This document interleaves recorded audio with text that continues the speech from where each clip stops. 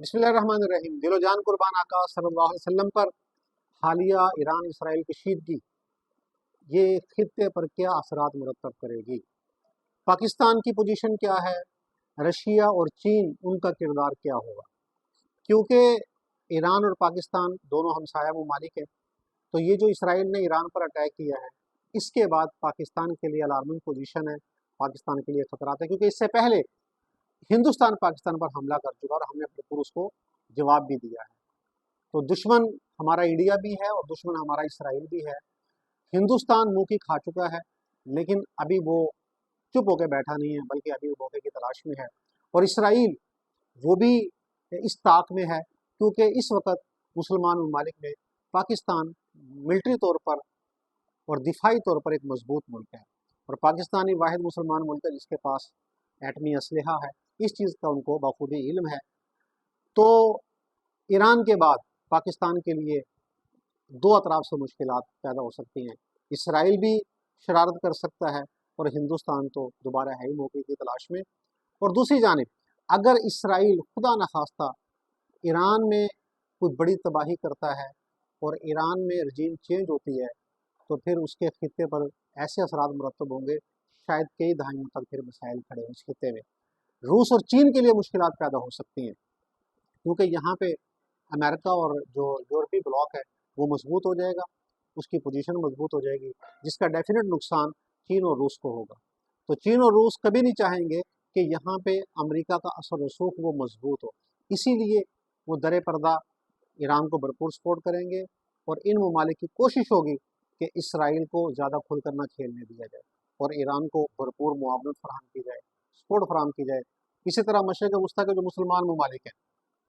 جس میں سعودی عرب شامل ہے، کویت شامل ہے، یو اے ای شامل ہے، قطر ہے، بحرین ہے، عمان ہے، یہ مسلمان ممالک عرب کنٹریز یہ بھی نہیں چاہیں گے کہ اسرائیل ایران پر حاوی ہو، اگرچہ ان دونوں کے مذہبی اختلافات ہیں، عرب کے اور ایران کے، لیکن اس ایشو پر عرب ممالک وہ ایران کی بھرپور سپورٹ کریں گے، کیونکہ ان کو معلوم ہے کہ اگر ایران میں کوئی رجیم چینج ہوتی ہے تو پھر اس کے اثرات ان ممالک پر بھی پڑیں گے۔ یہاں پہ جو خاندانی بادشاہ چلی آ رہی ہے ان عرب کنٹریز میں، پھر اس کے لیے مسائل پیدا ہو جائیں گے اور عوام میں ایک مزاحمت اور ریزسٹنس پیدا ہوگی، کیونکہ اس وقت عوامی سطح پہ تمام مسلمان ممالک کی جو عوام ہے وہ ایران کے ساتھ کھڑی ہے اور ایران کو بھرپور سپورٹ فراہم کر رہی ہے، اخلاقی طور پر ان کے ساتھ ہے۔ جو مسلکی اختلافات تھے، شیعہ سنی والے جو اختلافات تھے، لوگوں نے اب اس کو ایک سائڈ پہ کر دیا۔ اب یہ کفر اور اسلام کی جنگ ہے اور لوگ ایران کو حق پر سمجھتے ہیں اور اسرائیل جو وہ ظالم ہے، تو اب لوگ وہ ایران کے ساتھ ان کی ہمدردیاں ہیں، جو مسلکی اختلافات ہیں لوگوں نے ان کو مائنر کر دیا۔ تو بادشاہوں کو اور عرب ممالک کے جو حکمران ہیں ان کو اس چیز کا ادراک ہے کہ اگر یہاں پہ رجیم چینج ہوتی ہے تو عوام پھر ہمارے خلاف جو ریزسٹ کرے گی، تو اسی لیے عرب ممالک جو وہ بھرپور ایران کے ساتھ کھڑے ہیں اور کھڑا ہونا بھی چاہیے، بلکہ یہ تمام عرب کنٹریز، اس میں پاکستان کو بھی شامل کیا جائے، رشیا اور چین بھی شامل ہیں، سارے مل کر اس حوالے سے ایک بڑا بھرپور قسم کا سٹینڈ لیں اور اس میں امریکہ کو پریشرائز کیا جائے اور یورپین کنٹریز کو پریشرائز کیا جائے۔ اسرائیل تو ناجائز بچہ ہے، یہ تو ان کی پشت پناہی کی وجہ سے کھیل کھیل رہا ہے۔ اگر ان ممالک کو آن بورڈ لے لیا جائے اور ان کو اس حوالے سے